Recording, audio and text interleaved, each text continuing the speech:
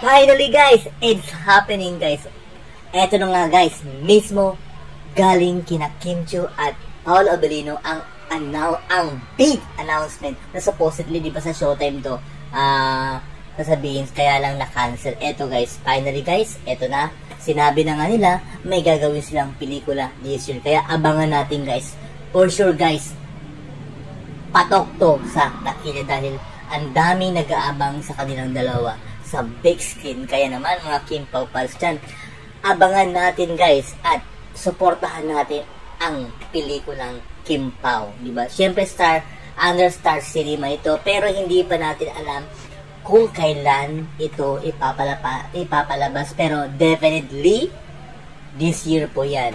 Hindi natin alam kung anong playdate, pero definitely this year po yan. Kaya abangan natin ang mga susunod pang mga detalye tungkol sa movie nito. Kaya naman, maraming salamat mga Kim Pao. Kaya eto, maghanda na tayo para sa pelikulang Kim Chiu at Paolo Abellino. For sure, Kilig, Overload, at for sure, maganda yan guys. Kaya pagkatutukan natin ang mga susunod na detalye about sa movie nilang dalawa. Yan lang po ang ating update for today's video. And maraming salamat po sa inyong lahat. At mabuhay ang Kim Pao. Yes, may movie na ang Kim Pao. Finally, it's happening. Thank you so much. And God bless us all. Bye-bye.